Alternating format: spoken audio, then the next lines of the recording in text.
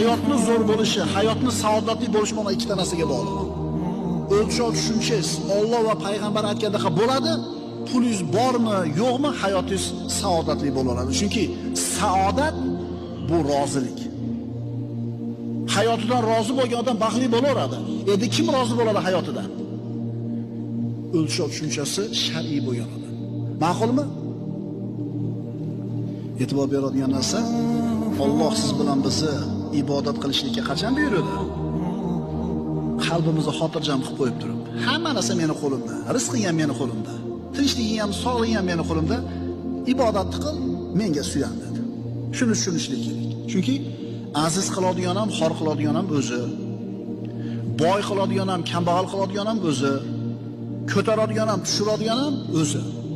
Shuning uchun sen banda la ilaha illallohni anglab, tushunib iymon keltirar ekansan, Allohga yuzlanishlikdan boshqa chorang qolmaydi. Musulmonlarda hozirgi kundagi eng katta muammosi ham shu. Allohga yuzlanishliklari zaif. Ularni tavhidlari zaiflashganidan keyin mana shu holatga